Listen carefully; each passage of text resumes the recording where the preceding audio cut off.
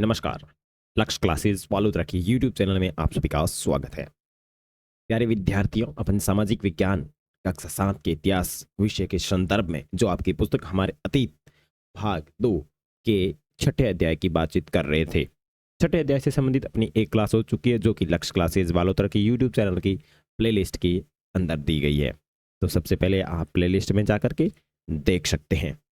आज आपके छठे अध्याय से संबंधित दूसरी क्लास है, तो चलिए शुरू करते हैं। ठीक है, कल अपन ने यहाँ पे एंड किया था। लास्ट अपन ने यहाँ पे ये पढ़ा था कि तीर्थ में धीरे धीरे नगरों के तीर्थ जो है धीरे धीरे नगर में विकसित हो गए, इस तरीके से ये सारी चीजें देखी थी। चलो आगे चलते हैं आज। हाँ, आज अपन पढ़ेंगे छोटे नगरों का संजाल। क्या पढ़ेंगे? छोटे नगरों का संजाल। 8वीं शताब्दी 8वीं शताब्दी से ही उपमहाद्वीप में अनेक छोटे छोटे नगरों का संजाल सा बिछने लगा। संभवतः उनका प्रादुर्भाव बड़े बड़े गांवों से हुआ होगा या हुआ था। उनमें आमतौर पर एक मंडपिका क्या होती थी? एक मंडपिका, यानी बाद में जिसे मंडी कहा जाने लगा, होती थी। मंडपिका अब जैसे जहाँ ऐसा क्षेत्र जहाँ पे लोग आके बैठ जाते थे और उस क्षेत्र में होने वाली वस्तुओं को बेचा जाता था। जैसे आज अपन कहते हैं सब्जी मंडी, ठीक है ना, सब्जी मंडी या धान मंडी, वो भी। तो जितने भी ये छोटे छोटे नगर बने थे उनके अंदर एक मंडपिका होती थी जिसे बाद में मंडी कहा जाने लगा था, जहाँ आसपास के लोग अपनी उपज बेचने के लिए आते थे। तो ध्यान रखना, यहाँ जो लोग अपनी उपज होती थी उस उपज को जिस जगह बेचते थे उसका नाम मंडपिका था। उनमें ऐसी गलियां थी जहाँ दुकानें और बाजार थे जिन्हें हट कहा जाता था। आज के ज़माने में उसको हट बाजार कहते हैं। इसके अलावा भिन्न भिन्न प्रकार के कारीगरों तथा शिल्पियों जैसे कुम्हारों, तेलियों, शक्कर बनाने वालों, ताड़ी बनाने वालों, सुनहारों, लोहारों, पत्थर तोड़ने वालों आदि के अलग अलग बाजार होते थे। कुछ व्यापारी जो नगर में स्थायी रूप से बसकर अपना कारोबार करते थे, जबकि कुछ अन्य व्यापारी नगर नगर घूमकर क्रय विक्रय किया करते थे। क्रय विक्रय का मतलब है चीजें खरीदना और बेचना। आसपास और दूर दराज के व्यापारी इन नगरों में स्थानीय उपज खरीदने और दूरवर्ती स्थानों के उत्पादक जैसे घोड़े, नमक, कपूर, केसर, पान सुपारी और काली मिर्च जैसे माल बेचने के लिए आते थे। नगर का एक बाजार का एक चित्र है नगर के अंदर बाजार का। देखो ये मैं आपको बताऊं, इस ज़माने की बात करें तो इस ज़माने में जिस तरीके का जो व्यापार होता था वो अधिकतर व्यापार होता था वस्तु विनिमय। वस्तु विनिमय कैसा व्यापार होता था? वस्तु विनिमय का व्यापार होता था, यानी वस्तु के बदले वस्तु, यानी वस्तु के बदले वस्तु, यानी वस्तु खरीद ली और वस्तु के बदले वस्तु देना, जो ऐसा व्यापार था वो वस्तु विनिमय व्यापार कहलाता था। जैसे इस बुढ़िया के पास या इस दादे के पास जो भी चीज मंगरी है वो इसको देगा और इसके बदले ये इससे ले लेगा। तो इस तरीके की जो चीजें होती है वो वस्तु विनिमय के अंतर्गत आती है। आगे देखो, आमतौर पर कोई सामंत यानी प्रवृत्ति काल का जमींदार इन नगरों में या इनके आसपास किलेबंदी कर महल बना लेता था। ऐसे सामंत व्यापारियों, शिल्पकारों तथा उनके व्यापार की वस्तुओं पर कर लगाते थे और कभी कभी इन करों को संग्रहण का अधिकार उन स्थानीय मंदिरों को प्रदान करते थे जिनका निर्माण स्वयं उनके द्वारा या धनाढ़ व्यापारियों द्वारा करवाया गया होता था। ऐसे अधिकारियों का उल्लेख अभिलेखों में किया गया है। देखना, आमतौर पर कोई सामंत यानी परवर्ती काल में जमींदार या इन नगरों में से अपनी किलेबंदी कर महल बना लेता है और ऐसे सामंत व्यापारी और शिल्पकारी वस्तुओं पर कर लगाते थे और कभी कभी इन करों का संग्रहण अधिकार उन स्थानीय मंदिरों को प्रदान करते थे जिनका निर्माण उनके द्वारा कराया गया या धनाढ़ परिवारों के द्वारा कराया गया, तो वो भी वहां से कर वसूलते थे। आगे देखो, तो सबसे पहले इस दादाजी को देखते थे कि लकड़ी पर नक्काशी करता हुआ एक कारीगर। तो देखिए ये नकली लकड़ी के ऊपर कितने शानदार तरीके से ये डिजाइन बना रहा है यहाँ पे। क्या? नक्काशी का मतलब है उसे इसके अंदर नई नई चीजें जोड़ना। वह बाजार पर कर। यह राजस्थान से प्राप्त एक 10वीं शताब्दी के अभिलेख का सारांश है, जिसमें वे शुल्क दिए गए जो मंदिर प्राधिकारियों द्वारा वस्तुओं के रूप में वसूल किए गए थे। किसके द्वारा? मंदिर प्राधिकारियों के द्वारा। शक्कर और गुड़, रंग, धागा, रुई, नारियल, नमक, सुपारी, मक्खन, तिल के तेल पर और कपड़े पर लगाए जाते थे। क्या लगाए जाते थे? कर, यानी टैक्स। इसके अलावा व्यापारियों पर धातु की चीजें बेचने वालों, आश्वाकों, तेल, पशुचारों और अनाज के बोरों पर भी लगाए जाते थे। इनमें से कुछ तो वस्तु रूप में और कुछ अन्य नकद के रूप में लगाए जाते थे। आज बाजार में लगने वाले करों के बारे में कुछ जानकारी प्राप्त करें। इन्हें कौन इकट्ठा करता है, वे किस प्रकार वसूले जा सकते हैं और उनका प्रयोग कैसा है। देखो, आज टैक्स लिए जाते हैं, लेकिन कैसे लिए जाते हैं उसकी जानकारी आपको पता ही नहीं चलती। आप प्रेजेंट टाइम में जो भी वस्तुएं खरीदते हो, आपको ये देनी पड़ती है जीएसटी। जीएसटी यानी गुड्स सर्विस टैक्स। जैसे कि आपने बाजार से कोई भी तेल खरीदा, ठीक है ना, तो उस तेल के पैकेट के ऊपर पूरी प्राइस लिखी होती है। आप आर एस रेट देखते हो कि नहीं देखते हो? उस आर एस रेट के अंदर आपके पूरा पेमेंट लिखा होगा कि जैसे भाई 110 रुपए का है, तो इसके अंदर आपका क्या शामिल है? ये जो कर है वो शामिल है, ये जो टैक्स है वो जो आपका शामिल है। ठीक है, फिर ये 110 रुपये में से आपका जितना भी 5-10 रुपये या 2 रुपये 4 रुपये जितना भी टैक्स बनता है, वो भारत सरकार के पास में जाता है। ठीक है, जो दुकानदार, आपने दुकानदार को ये टैक्स दिया, दुकानदार जिससे खरीदेगा वो उसको देगा, और वो उसका दुकानदार जिस किसी और मोटी दुकान से खरीदेगा वो उसको देगा, और उसके पास अगर ज़्यादा पेमेंट है तो वो टैक्स भरेगा भारत सरकार का, आयकर विभाग को वो टैक्स देगा। तो ऑनलाइन उसकी पेमेंट कर जाता है और सीधा टैक्स के रूप में जमा हो जाता है। बड़े और छोटे व्यापारी, व्यापारी कई प्रकार के हुआ करते थे। उनमें बंजारे लोग, देखिए जैसा आपने सामने पे, कई व्यापारी विशेष रूप से घोड़ों के व्यापारी अपने संघ बनाते थे, जिनका एक मुखिया होता था, और मुखिया उनकी ओर से घोड़े खरीदने के इच्छुक योद्धाओं से बातचीत करता था। क्योंकि व्यापारियों को अनेक राज्यों तथा जंगलों से होकर गुजरना पड़ता था, इसलिए वे आमतौर पर काफिले बनाकर एक साथ यात्रा करते थे। काफिले का मतलब है बिल्कुल संगठन के अंदर, क्योंकि जंगल से गुजरना होता था, क्या पता उनके ऊपर कोई अटैक कर दे या फिर वो लूट मार जैसी घटना हो जाए तो। और अपने हितों की रक्षा के लिए व्यापार संघ यानी गिल्ड बनाते थे। तो ये थोड़ा सा ध्यान रखना है कि जो घोड़ों के व्यापारी होते थे, जो अपना व्यापार अपना एक व्यापारिक संघ बनाते थे अपने हितों की रक्षा के लिए, यानी खुद की रक्षा के लिए एक संघ बनाते थे, जिसे गिल्ड कहा जाता था, व्यापारी संघ जिसे गिल्ड कहा जाता था। दक्षिणी भारत में 8वीं शताब्दी में प्रवृत्ति काल में अनेक ऐसे संघ थे। उनमें सबसे प्रसिद्ध संघ था मणिग्राम और नाना देशी। ध्यान रखना, दक्षिण भारत के अंदर, मतलब ये जो 8वीं शताब्दी है, इस 8वीं शताब्दी में अनेक ऐसे घोड़ों के काफिलों के संघ थे, जिसके अंदर सबसे फेमस की बात करें तो मणिग्राम और नाना देशी थे। वे व्यापार संघ प्रायद्वीप के भीतर और दक्षिण पूर्व एशिया तथा चीन के साथ भी दूर दूर तक व्यापार करते थे। इनके अलावा चेटियार और मारवाड़ी ओसवाल जैसे समुदाय भी थे, जो आगे चलकर देश के प्रधान व्यापारी समूह बन गए। गुजराती व्यापारियों में हिंदू बनिया और मुस्लिम बोहरा दोनों समुदाय शामिल थे।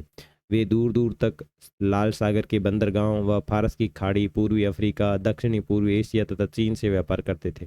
वे इन पतनों में कपड़े और मसाले बेचते थे, और बदले में अफ्रीका से सोना और हाथी दांत एवं दक्षिणी पूर्वी एशिया और चीन से मसाले, टिन, मिट्टी के नीले बर्तन और चांदी लाते थे।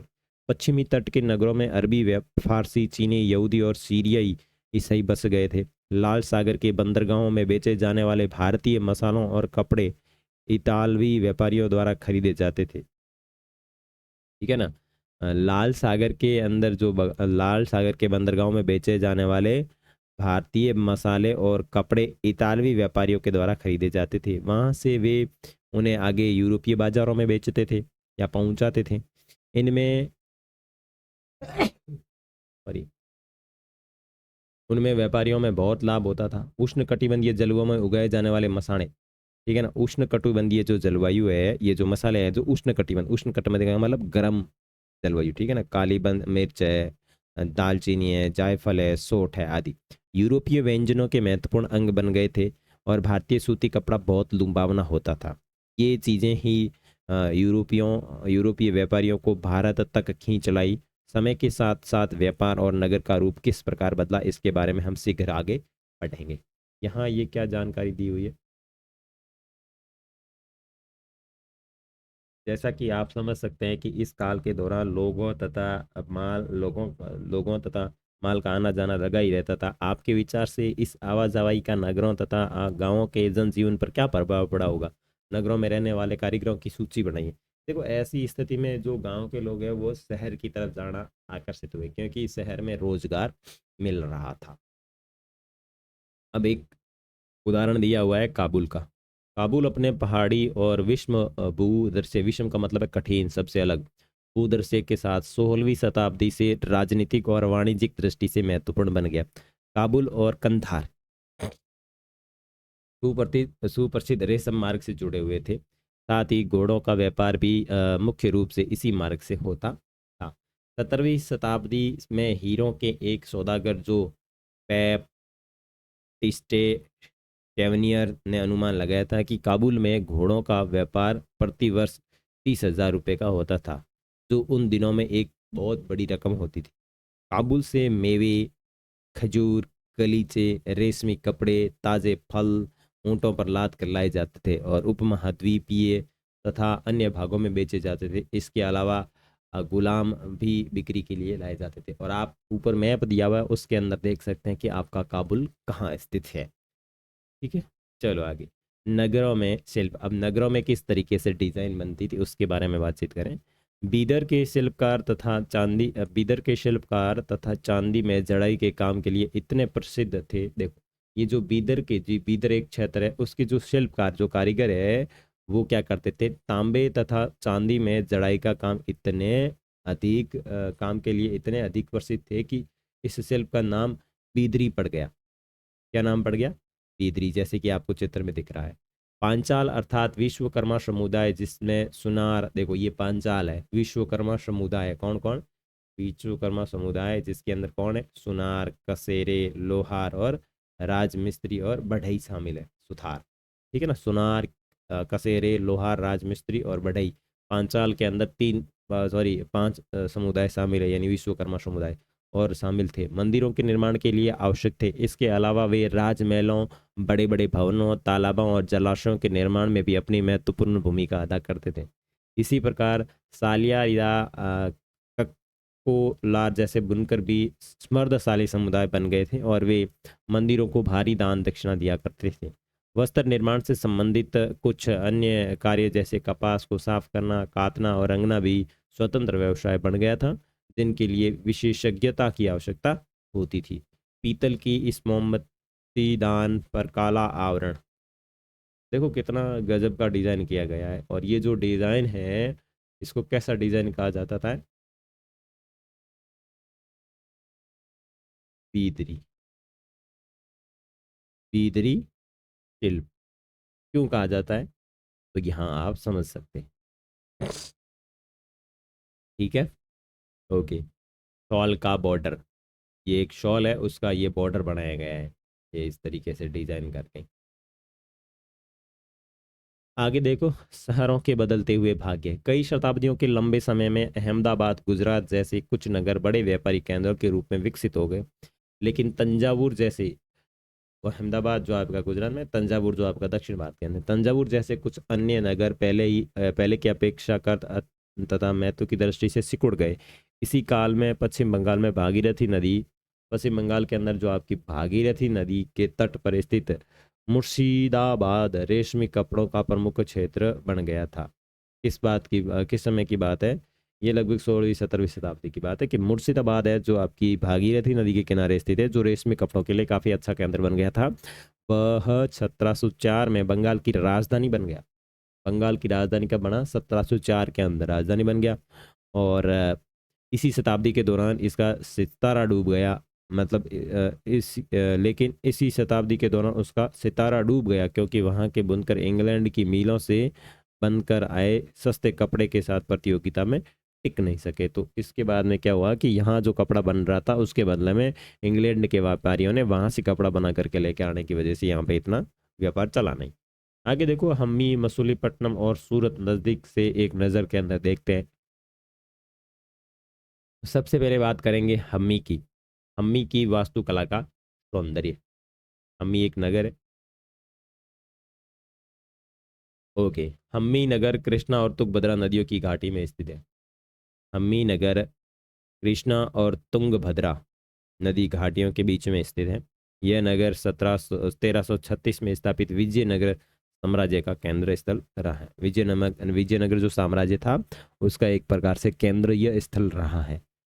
हम्पी हम्पी है, सॉरी हम्पी नहीं, हम्पी के शानदार खंडरों से पता चलता है कि उस शहर की किलेबंदी उच्च कोटि की थी। किले की दीवार के निर्माण में कहीं भी गारे, चूने जैसी किसी भी जोड़ने वाले मसाले का प्रयोग नहीं किया गया है। शिला खंडों को आपस में फंसा कर और गूंथा कर इसका निर्माण किया गया है। ओके। हम्पी के अहातों की टूटी हुई दीवार से बुर्ज का दृश्य, ये देखो। ये हम्पी जो है कृष्णा और तुंगभद्रा नदियों के बीच में पड़ता है, और भाई साहब कितने शानदार तरीके से पत्थर फंसा कर इनका निर्माण किया गया है। आगे देखो, एक किलाबंद नगर। एक पुर्तगाली यात्री डोमिंगो पेज, क्या नाम है, डोमिंगो पेज, 16वीं शताब्दी में हम्पी नगर का वर्णन इस प्रकार किया कि गोवा से आने वाले लोग जिस प्रवेश द्वार से गुजरते हैं उस द्वार के भीतर राजा के अत्यंत सुदृढ़ प्राचीर बंद नगर बसा रखा है। सुबंद मतलब प्राचीर बंद का मतलब है चारों तरफ दीवार वाला, ठीक है, बसा रखा है, जो दीवारों और बुर्जों से सुरक्षित हैं। ये दीवारें अन्य नगरों की दीवारें जैसी नहीं है, बल्कि ये मजबूत, बहुत मजबूत राजगिरी का एक ऐसा नमूना है जो अन्य भागों में बहुत कम देखने को मिलेगा। उसके भीतर उसकी रीति से बनाए गए भवनों की अत्यंत सुंदर कतारें हैं, जिनकी छतें सपाट चपटी हैं। ठीक है ना, ये तो एक प्रकार से इस हम्पी का वर्णन करता है एक पुर्तगाली यात्री। ठीक है। हम्पी की वास्तुकला विशिष्ट प्रकार की थी। वहाँ के शाही भवनों में भव्य मेहराब और गुंबद थे। वहाँ स्तंभों वाले कई विशाल कक्ष थे जिनमें मूर्तियों को रखने के लिए आले बने हुए थे। वहाँ सुनियोजित बाग बगीचे भी थे जिनमें कमल और टोडों की आकृति वाले मूर्ति कला के नमूने थे। 15वीं 16वीं शताब्दी के अपने स्मृति काल में हम्पी कई वाणिज्यिक और सांस्कृतिक गतिविधियों से गुंजायमान रहता था। उन दिनों हम्पी के बाजारों में मूरों यानी मुसलमान सौदागरों का सामूहिक रूप प्रयुक्त होता था। बाजारों में कौन थे? मूरों, ठेठियों और पुर्तगालियों जैसे यूरोपीय व्यापारियों के एजेंटों का जमघट लगा रहता था। मूरों का मतलब है मुस्लिम सौदागरों के लिए सामूहिक रूप से प्रयुक्त नाम। ठीक है। और ये जो चित्र दिख रहा है हम्पी के विट्ठल मंदिर का पत्थर का बना, विट्ठल मंदिर है जो एक प्रकार से पत्थर का बना रथ है। ठीक है, विट्ठल मंदिर जो एक प्रकार से पत्थर से बना हुआ रथ है। ठीक है। आगे देखो, मंदिर सांस्कृतिक गतिविधियों के केंद्र होते थे। देवदासियां, विरूपाक्ष यानी शिव मंदिर के अनेक स्तंभ वाले विशाल कक्षों में देव प्रतिमा राजा तथा प्रजाजनों के समक्ष नृत्य किया करती थी। कौन? देवदासियां जो थी वो करती थी। महानवमी पर्व जो आज दक्षिणी में माँ नवरात्रि पर्व कहलाता है, उन दिनों हम्पी में एक अत्यंत महत्वपूर्ण पर्व मनाया जाता। तो ध्यान रखना, हम्पी में एक पर्व मनाया जाता था जिसका नाम है महानवमी पर्व, जिसे दक्षिण भारत में आज नवरात्रि पर्व कहा जाता है। पुरातात्विक विदों ने उस महानवमी मंच को खोज निकाला जहां राजा अपने अतिथियों का स्वागत सत्कार करता था और अधीनस्थ व्यक्तियों से नजराने उपहार में लिया करता था। नजराने आपको पता है, गिफ्ट वगैरह। वही विराजमान होकर राजा नृत्य एवं संगीत तथा मल्ल युद्ध के कार्यक्रम देखता था। मल्ल युद्ध जो आपस में लड़ते हैं लोग वो। और 1565 में दक्कनी सुल्तानों गोलकुंडा, बीजापुर, अहमदनगर, बरार और बीदर के शासकों के हाथों विजयनगर की पराजय के बाद हम्पी का विनाश हो गया। ध्यान रखना, 1565 में दक्कनी सुल्तानों गोलकुंडा, बीजापुर, अहमदनगर, बरार और बीदर के जो शासकों के हाथों है वो विजयनगर की पराजय के बाद हम्पी का विनाश हो गया। ठीक है। वाणिज्यिक केंद्र का मतलब होता है एक ऐसा स्थान जहां विभिन्न उत्पादकों और केंद्र से आने वाली माल को खरीदा और बेचा जाता है, उसे कहा जाता है वाणिज्यिक केंद्र। अब है सूरत पश्चिम का प्रवेश द्वार, इसके करीब से एक नज़र देख लेते हैं। सूरत मुगल काल में केबे यानी आज के खंबात, खंबात की जो खाड़ी है ना, केबे, और कुछ समय बाद के अहमदाबाद के साथ साथ गुजरात में पश्चिमी व्यापार का वाणिज्यिक केंद्र बन गया। सूरत ओरजमुखी की खाड़ी से होकर पश्चिमी एशिया के साथ व्यापार करने के लिए मुख्य द्वार था। सूरत को मक्का का प्रस्थान द्वार भी कहा जाता था, क्योंकि बहुत से हज यात्री जहाज से यहीं से रवाना होते थे। सूरत एक सर्वदेशीय नगर था, जहाँ सभी जातियां और धर्मों के लोग रहते थे। 17वीं शताब्दी में वहाँ पुर्तगालियों और डचों और अंग्रेजों के कारखानों एवं माल गोदाम थे। अंग्रेज इतिहासकार ओवी गटन ने 1689 में सूरत बंदरगाह का वर्णन करते हुए लिखा कि किसी भी एक व्यक्ति पर भिन्न भिन्न देशों के औसतन 100 जहाज इस बंदरगाह पर लंगर डाले खड़े देखे जा सकते थे, यानी इतना बड़ा ये क्षेत्र था। सूरत में ऐसी अनेक दुकानें थी जो सूती कपड़ा थोक और फुटकर कीमतों पर बेचती थी। सूरत के वस्त्र अपने सुनहरे गोटा किनारियों जरी के लिए प्रसिद्ध थे और उनके लिए पश्चिमी एशिया, अफ्रीका और यूरोप में बाजार उपलब्ध थे।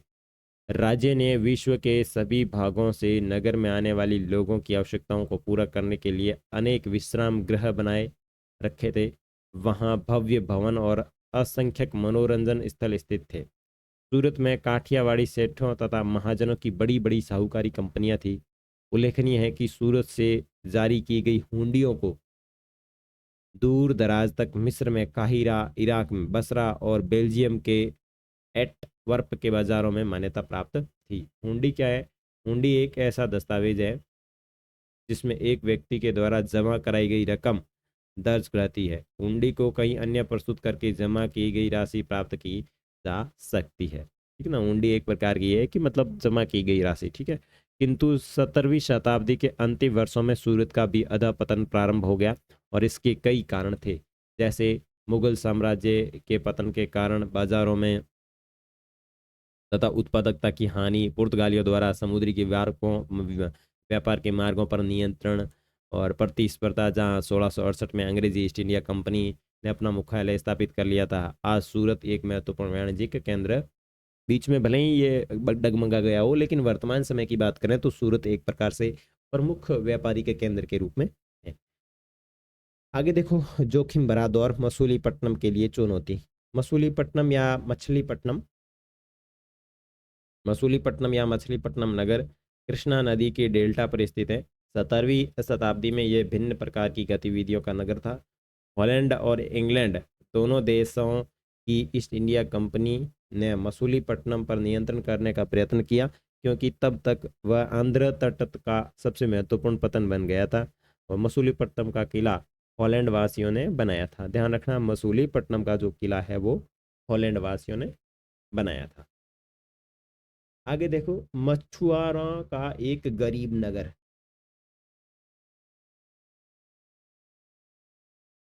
अंग्रेजी ईस्ट इंडिया कंपनी ने एक गुमास्ते, गुमास्ते का मतलब है ईस्ट इंडिया कंपनी द्वारा नियुक्त व्यापारी जो है वो गुमास्ता कहलाता था। गुमास्ते विलियम मैथवर्ल्ड ने 1620 में इन शब्दों में मसूलीपट्टनम का वर्णन किया। यह गोलकुंडा का मुख्य पतन है। यहाँ परम पूज्य ईस्ट इंडिया कंपनी अपना एजेंट रखती है। यह एक छोटा नगर है, पर घना बसा हुआ, बिना किसी चार दीवारी के और खराब तरीके से बना हुआ है। न ही यहाँ अच्छी जगह स्थित है। इसके सभी जल स्रोत खारे पानी के हैं। पहले ये एक गरीब मछुआरा नगर था। आगे चलकर यहाँ जहाज़ों के लिए लंगर डालने की सुविधा हो गई, जिससे व्यापारी लोग यहाँ रहने लगे। क्योंकि हमारे तथा हॉलैंड के निवासी यहाँ इस तट पर आते जाते रहते हैं, यहाँ उनके लिए निवास की व्यवस्था करता है। ठीक है, तो ये अंग्रेज अधिकारी ने इस तरीके से लिखा है। गोलकुंडा के कुतुबशाही शासकों ने कपड़ों, मसालों और अन्य चीज़ों की बिक्री पर शाही एकाधिकार लागू किया, जिससे कि वहाँ का व्यापारी पूरी तरह ईस्ट इंडिया कंपनी के हाथों न चला जाए। विभिन्न व्यापारी समूहों, गोलकुंडा के कुलीन वर्गों, फारसी सौदागरों, तेलुगु कॉमेटी, चेटियार और यूरोपीय व्यापारियों ने नगरों को घनी आबादी वाला और समृद्धशाली बना दिया। जब मुगलों ने गोलकुंडा तक अपनी शक्ति बढ़ा ली तो उनके प्रतिनिधि सूबेदार मीर जुमला ने, जो कि स्वयं एक सौदागर था, ऑलैंड वासियों और अंग्रेज़ों को आपस में भिड़ना शुरू कर दिया।